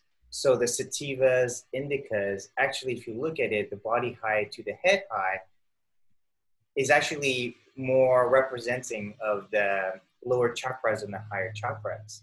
And a lot of it talks about how it's also heart opening. So the hybrid is where you bring the heart and head together, and it's more of a hybrid where you get more of the heart opening space. So I really do believe that, and this is what I found is a lot of people, when we first started, we were grabbing whatever cannabis we were able to find, right? And so it was whatever green stuff, right, versus the brown stuff. And eventually we were able to choose between the strains, and that's where we get the deeper purples for the indicas. And the indicas are more the body has that help people kind of relax and really release the emotional, physical body problems. But then the head high is real. It really opens up into creative spaces where people can really open up their creative mind. And so a lot of times we've now, because I think we like to focus so much on one particular thing, like the sativa, people love creating more sativas and hybrids and indicas. So now the choices allows us to actually help treat people depending on what they're having. A lot of spiritual people tend to actually be what's called top heavy, where they're thinking so much in their spiritual mind, but they don't know how to actually do work. They are very anxious because they don't know how to handle their everyday life. So you give them some more sativa where they feel it in their body, and they start to recognize that they have to move their body, and they appreciate that more than just thinking in their head and what I call burning out their minds, right? In Chinese medicine, you burn out your blood. So I think the different strains in general, plants have so much diversity that we have barely started to kind of really understand how much we can get out of them. So I think this is just the beginning of the conversation, that there are way more things that we can learn about this plant. Sure, there's alchemy too, because I've mixed saffron and marijuana and smoked that. I've been told by a teacher about that, and that was amazing. And saffron is good for your blood, so like maybe we can ingest certain things, herbs with the marijuana, as well. Yeah, that's cool. Anybody else want to say anything? Any questions? Yeah, Russell? Yeah, I just wanted to mention that with this coronavirus in Australia, there's a lot of discussion around the value of economics, and because of its displacement by the coronavirus, generally, or the majority of people are still experiencing communication and friendship, etc., and getting food. The majority of people. I work with the I suppose the heaviest minority groups, so they're definitely not being supported. But we have in Australia, we have a culture, an Australian Aboriginal culture. Has everyone heard of that? Yeah, of course. Yeah. The didgeridoo. Absolutely. when I travelled around America, there was quite an interesting breadth of understandings about our Australian Aboriginal culture. And the culture's been dated back to 60,000 years. And when analysed, it didn't have any money, it didn't have any transactions. If you went to someone's land, you shared, all that sort of stuff. And with respect to, I suppose, our social system and how we have the medications how we have the medications or drugs or combinations. I was just looking up that Harvard Medical School started in something like the late 16th century or 17th century. The cultures have been going around for 60,000 years. And I've just got to say, it's helpful, I think, to reflect on that, because the reflection shows then that it was around a social system and it was all around what Alex was talking about, and with respect to controlling how we thought. But we thought based, there wasn't a word for medication, there wasn't a word for retirement. It was actually just living together. Yeah. So we've been able to do that, and as I said, when looking at progressive cultures, it pretty much drags in everything that culture already had. Yep.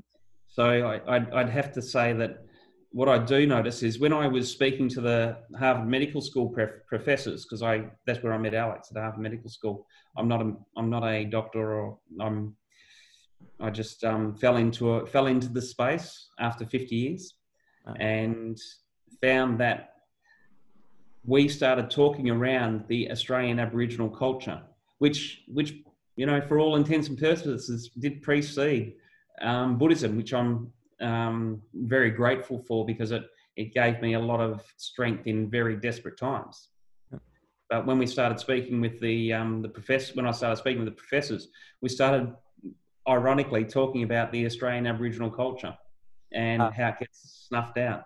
So I do have a strong business background, and the languages that we use, and that's why I'm interested in language, because if you don't have retirement in your language, if you don't have medication in your language, then we tend to try to take advantage of volume to generate profit, which introduces things like product and all those type of business terms. Yeah. So it's, you said profit, Russell, and I think, wait, profit, and then there's profits or profit. So like, even within our language, we are not even paying attention to the things we say, right? Like how they make us feel subconsciously. And then I think what you're saying too, also to connect it to the cannabis conversation, even anybody who's watching this, anybody who's a part of this, it's now important for all of us to start being very mindful of the words we use when we take things. Like if we are consuming cannabis, should we say we're smoking weed, or like, can we say we're doing something sacred? Is that going to change what the experience is with what we're using? Like actually calling something a different name, maybe even connecting with it, even personified, might have an effect on your experience, to connect with nature like that. So anyways, thank you, Russell, for that perspective. I'd just like to say also that maybe the thing that we should focus on is education, and that's around helping a person understand. So I had a really interesting thought when I was listening to Uzma, and that was around, if we can educate people around our natural or our immediate hormones, for example, how do we generate those natural hormones within ourselves? I tend to really focus on that, so I'm okay with that. But when you start talking to our people, I came up with a bit of a mnemonic, and it's called codes. So how do you teach people about the codes? And that's cortisol, oxytocin. No. What happened? Oh, we lost the connection there. No, Australia. What are you doing? And that was what was the word? What was it? Code. He was talking about a code. He was giving us the code, and he was giving us like a cortisol. What was it? Cortisol. Oxytocin. Dopamine and endorphins. That's cool. You can add codes and do serotonin. Codes. Codes. Yeah. That's cool. Dang, Russ, what a cool guy. Hope he comes back soon. And does anybody else want to say anything or jump in? Yeah, if it's okay, I wanted to share. Uzma, I know I already commented on the chat, but I really loved everything you shared, the way you talked about it. You know, like what you had shared about like wanting to go to art school, but then like going into medical or pharmacy school, and then like going another route, you know, within medicinal substances. Yeah, I just think that you're really, really awesome. And I think when we were all talking about like culture and or like religion / spirituality and whatnot, I think that for me as another South Asian American, I grew up around mostly other Muslims, some Hindus, some Sikhs, some Christians from South Asia. And I always thought that like there was a really cool subculture of like marijuana and tobacco use in many of my like teenage South Asian friend groups as well as in college. And yeah, I think that like knowing our histories is really important about the different ways some of our communities have used these substances to connect. And yeah, I think that pushing against the stigma is so important. Like to this day, I feel the weight of stigma whenever I talk about my substance use with my therapist or even with coworkers. And that stigma is definitely tied to the criminalization of substance use, growth, possession, selling, etc. So, yeah, I don't know. I guess I'm just expressing my appreciation. And I wanted to ask, you know, do you have like a website? Do you do any like Zoom talks? Because I'm in Chicago, so I just wanted to know if there were any ways that people could stay connected with the work that you're doing, because you're kind of doing trailblazing work. Thanks. I don't know, you know, things just kind of happen and you just kind of do things. This wasn't part of a massive plan. And that's why I would say I'm so humbled. It's all just worked out. But those are really good ideas. So maybe I should start doing that. Yeah, maybe I should have a Zoom meeting. I do have a couple of other things. I'll reach out to you through Rishi. That would be cool. Yeah. I should do a Zoom thing. You're right. I'll do it with Rishi. That'll be awesome. Hey, listen, I got some ideas coming at you. Don't worry, Uzma. I got ideas. Ideas are flowing all the time. Let's go. This is great because this is an opportunity for us to kind of take this further. If we wanted to have deeper conversation on any topics, we can really kind of, you know, do like some play shots and have people kind of come in and take the conversation and see what else, like call to action.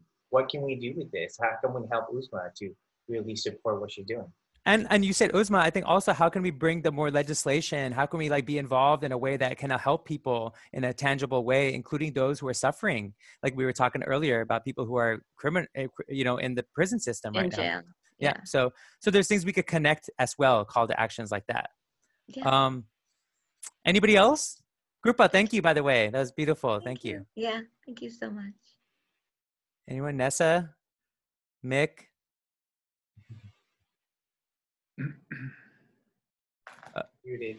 Well, it's kind of like, you know, there you are.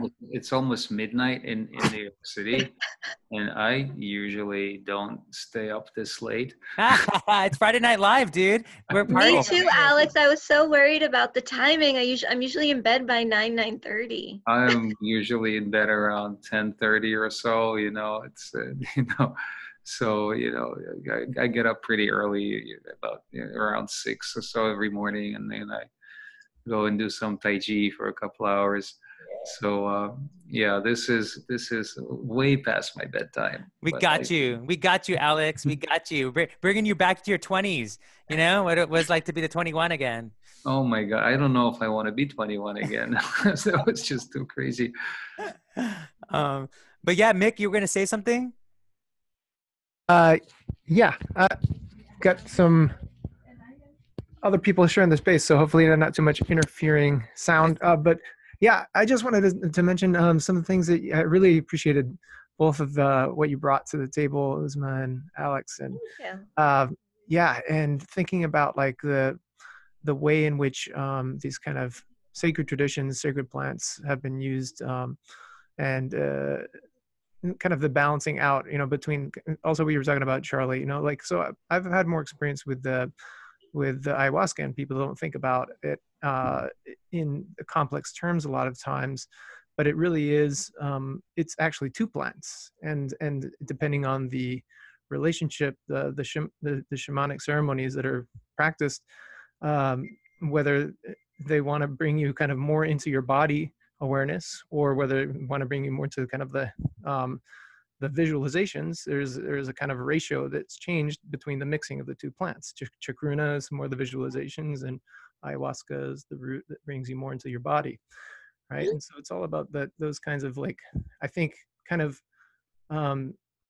yeah, I guess my question is, what the imams, you mentioned them before too, or do you know of any other kind of practices where the shamans, or the shamanic practitioners, or the mystics, or the doctors kind of were applying these very conscious changing of ratios in the past, and through a kind of communication with the plant spirit itself, because that was one thing I really witnessed, that it wasn't necessarily like from a personal perspective, that was going into a state of knowing and understanding what the people who were being treated needed, and that information was being transmitted through the plants to the shaman in a way too. Wow. I don't think it was like that then. Like in medieval times when Islamic physicians were using cannabis, I don't think it was anything like what you just described, to be honest with you. I think it was like, you have this disease, this is great for inflammation and for a whole bunch of other things, and this is what we're going to give you in this type of a preparation. Just from what I've read, and there's so little, there's not a lot of material to find. I've tried pretty hard to actually find quotes and things and accounts. And nothing is amazing as what you just described, unfortunately. Well, just also to, just want to make a note here that, we spent a lot of time talking about, cannabis and CBD and, as a form of medicine. But I think that's just a small part of it, because we haven't touched on yoga or meditation almost at all tonight. And, what I've seen in my practice is that just practicing yoga properly, and not like, it's done here in America where it's actually anti-yoga. It's being taught in most places. But just practicing yoga, and part of yoga is meditation, part of yoga is breathing practice.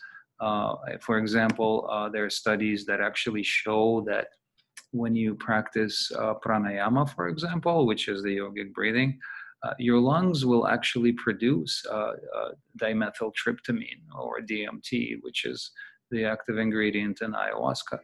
And we do, in our nervous system and throughout the body, have cannabinoid receptors. Pretty much in every part of our body, which also implies that we can actually produce cannabinoids on our own, given the right type of practice. So, what I'd like to see, like redefining health, is a movement towards more, self-propelled healing, without the use of anything external. Because once you become, more in tune, if you will, and you have the proper practices, then you also become really connected with the external world and all the plants and the other living creatures. And that is really my hope, for redefining health, going forward, as we're faced with, this crisis today. Just wanted to say that. That's beautiful. Yeah, that's our power, right? That would be the ultimate, that we are capable of that. Absolutely. That's beautiful. Can I re-enter the conversation? I'm sorry. Of course, come in. I apologize for dropping out. It's obviously a long way away from you guys. It takes a long way for that mouse to turn the wheels. Yeah. The thing I was just mentioning, which is what it sounds like has been continued on with respect to ancient culture and how we create self-determination or self-management within people, give them that support, is around helping them. One of your professors called Kromsky over there, he's really interesting. He talks around linguistics and communication. And Indy, you were mentioning when I introduced language, and it's really interesting that that when Oh no. No. No. Maybe you can type it. Maybe type it in. Yeah. Hold on. Let's see. Let's ask him. Oh, there he is. Is it working or not? Has it dropped out? Has it dropped out again? No, you're back. I think it was a koala. There was a koala like on your your antenna, your wireless. Absolutely, and I was being carried away by a kangaroo. So what I was mentioning was it's around language, and language or understanding doesn't necessarily come with language. It comes with us being with ourselves or with each other. And over the years, I've started working with fewer and fewer people and had greater and greater success. So people with really complex needs, when you're working with them closer, it's, as you'd appreciate, it's around caseloads. It becomes very successful because you have a better understanding of those people, and it's not necessarily, it doesn't involve a lot of conversation. It involves a lot of being with each other, letting people think about their own situation. Yeah. Yeah. Oh no. But you know, I think he brings up a good point. You know, I think cultural intelligence is also a part of health. You know, and you know, for us, Cosmic Labyrinth is such a big part of it is cultural intelligence. Like, how do we teach it to children? How do we teach it to each other again? Because a lot of us are still not very totally. We can always get more intelligent culturally, you know. And how does that cultural intelligence affect our health, our well-being, our mental, and a physical state? In fact, I want to throw this question out there. I asked this to Nessa a few weeks ago. What do you think do you think connecting to culture has an effect on our DNA? Like, does it have an epigenetic effect? Like, anybody can answer that, but do you think your DNA gets activated when you do cultural things? Like, I mean, if I do Bhangra, you know, or I do mantras, you know, like, does that connect my DNA? Does my DNA get more turned on?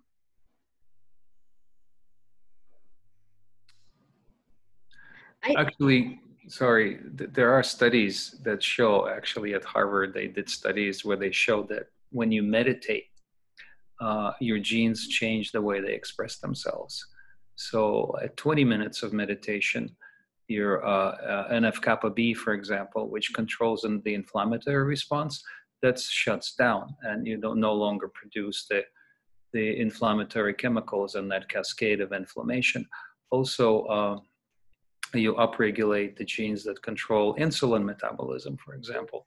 And there are studies that actually show that on a genetic level. So when we do that, when we meditate, we certainly change the way our DNA expresses itself.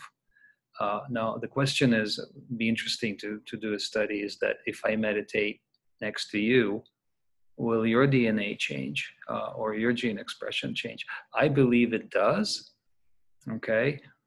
Because it's all those meditators today and around the world that are actually keeping this whole place together. I believe that. You know, so but yeah, to answer your question, is that it does affect your DNA, absolutely.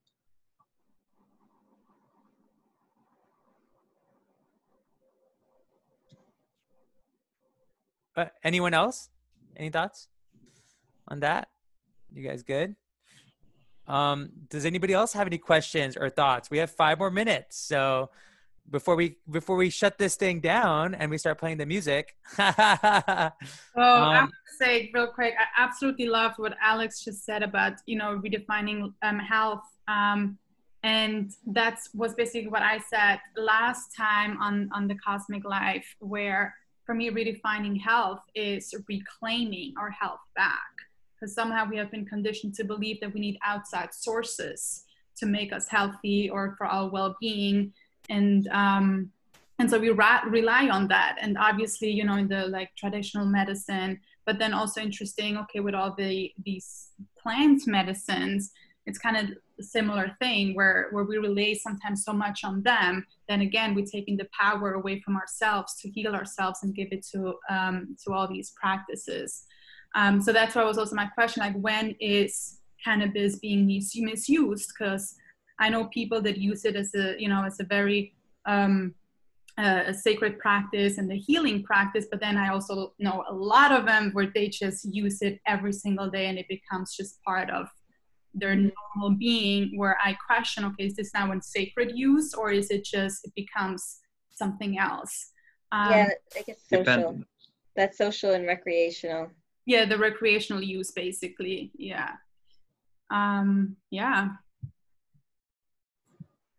Yeah, one thing I'd like to say too is the idea of plant medicine is also microdosing. We were supposed to also be eating this every day because we were meant to be with plants all the time. Actually, when I grew plants with the cannabis, I hated throwing away the leaves. I actually ate the leaves like salad. And that was part of my CBD diet that I was getting. So I think now that I grow all these plants, yeah, like whether the leaves, the flower, the roots, all of it are part of the medicine. So it's important that, you know, I think in general, society likes to just, you know, I want to feel this way. I want to do all this right now to feel this right now, you know, and that's where microdosing doesn't do that, because microdosing is every day I'm supposed to eat a little bit so that overall I have a great health, rather than, you know, when we smoke something, it's actually very condensed and you're getting all these energy. So the same thing with taking Western pills. It's like it's a molecule that's been replicated 1,000 times so that whatever you do is such a strong effect, you know, rather than in general, even if we don't talk about this, like eating vegan food, like you're just microdosing with vegetables every day. That's part of the process of also you absorbing energy. So I think in general, we just have to get into a place of moderation for everything, even in meditation, right? Like you have to find the moderation when every day you're microdosing on doing yoga and meditation. Not just, can I meditate for 5 hours the day before I have to go do something? Like, no, that the whole idea is microdose your life by doing all the little things that every day helps your overall health. Not just, can I cram all this health into like one day healing rather than every day being healthy. Interesting you say that, Charlie. You know, I teach a course called SMART program, which was also developed at Harvard. It's a stress management and resiliency training. And part of that course is teaching people how to do what's called minis. And these are mini meditations you can do throughout the day, which is essentially the same thing, which you just said, Charlie. It's microdosing. But it does make a huge difference if you integrate that into your daily routine. And it doesn't have to be like 5 hours. You can do a 5-minute meditation. I taught some time ago. This guy came to me as a anesthesiologist who was really stressed, and he confessed to me that he has trouble sleeping, he had trouble falling asleep. And I said, "Well, do you meditate?" He said, "Well, meditate what?" So I taught him how to meditate, and I just had spoken to him a few days ago because you know, he's kind of, you know, he's considered essential because he does surgeries and he works in a hospital, and you know, and I said, "How you doing?" Hi. And he goes, "I'm doing great." I said, "So, you know, are you sleeping? Are you meditating?" He goes, "You know, if I meditate," he goes, "I do 10 minutes and I'm as good as new." And because I come out of it, I feel like I just slept for 8 hours, which is what, you know, microdosing is a very powerful thing, you know, in anything. For example, it doesn't take a lot of cyanide to you know, it only takes a tiny bit. And it's the same with fentanyl, for example. It only takes a tiny bit, you know, so a tiny bit of meditation, or even a tiny bit of yoga, or a tiny bit of Tai Chi, you know, spaced out throughout the day. I think this is where we need to be. This is what we need to be thinking. I would even like to share in there, Alex, that like I've been making a point, and I actually challenge all of you on this call, on this show, and also when you watch it later. I challenge you to make an extra effort when you're out and about, when you do go to the grocery store, when you are around other people, and you end up around other people, take the extra step to share meditation practices with people, like strangers, like just out of the way. Like it could be you getting your grocery, right? But like talk about it more with people, because a lot of people who really need it they will never come into our offices. They won't come on this show. They won't watch this, show. So how do we make that wave, And so in order to create that wave, those of us who know and who practice meditation, we can certainly share it with others a little bit more. So I challenge you. I've been doing it. It's been hella fun. Like, it's so funny. Like, I'll just like catch people like randomly, and like, but it's just so fun because it's like a positive interaction too. So it's helpful, I think, during these times for us to do that. And when you do that, Indy, try presenting it in a way where you talk slower and talk less, because when you're talking slower and talking less, you're breathing more and you're microdosing at the same time. Because that's seriously, it's a role play. It's sometimes not even telling people about it. It's just talking slower and talking less. It slows down everything that the person is otherwise experiencing. Because if we're talking really, really quick at 350 words per minute, they're going, hang on, slow down, I'm trying to keep up. As opposed to going the other way. Sorry about dropping out, but I really enjoyed everyone's conversation tonight. Thank you. I only talk really fast because I only have 2 hours on the show, right? If we were hanging out all night, like I would be like talking like this. Sila, we are going to practice meditation now. Okay, I need you to focus on your third eye, please. That's how I would teach right there. Love it. And it wasn't directly to you, it was more for just how we do things. Because if we're talking slower and talking less, we're actually selling less, to be honest. True. And living longer too. Longer breaths, longer life. So thank you. I want to definitely make sure that does everybody feel complete? I want to acknowledge everyone who's who made it to the show, that's here live on the live audience, on our stage, so like you guys are in the audience. Those of you guys that are on stage. Is everybody complete? Does anybody want to say anything? Any other last comments or words or thoughts? Uzma? Yeah, thank you. Just wanted to say thank you to everybody. Thank you. Thank you. Thank you, everyone. Thank you. Let's keep building those grids. Yeah. Absolutely. I love you guys. Alex, Uzma, have a good sleep. Russell, have a good day. Like, I know your day is just starting, so have a good day. Adam, please enjoy the jungle for us and have a mango for us. Please eat a mango with me thinking about me in Tulum. Nessa, please go to the beach sometime and think about me in LA. Grupa, go yell for the Bulls when you go outside. Just be like, the Bulls. Charlie, I love you. Texas, let's make it happen. Mick, LA, everywhere, let's make it happen. I love you guys so much. Have a beautiful, beautiful rest of your weekend, Memorial weekend. Enjoy your families. Let's meditate more. Let's smoke more weed. I'm just kidding. Let's smoke better weed. Intentional weed, sacred weed, Yes. But I love you guys. Hopefully, please stay in touch. There's more stuff going on. Nessa's going to do dope stuff. Uzma's now going to do dope stuff. Charlie just did astrology for kids on Wednesday. So he'll be doing more astrology stuff, which is awesome because kids, if they know about astrology, Mick does painting workshops. Adam's going to do some stuff. Let's see what Adam does. He's on the bottom. He's been creeping on us. In the red. Russell, thank you. Stay in touch. Please check out our other stuff. We do this every week.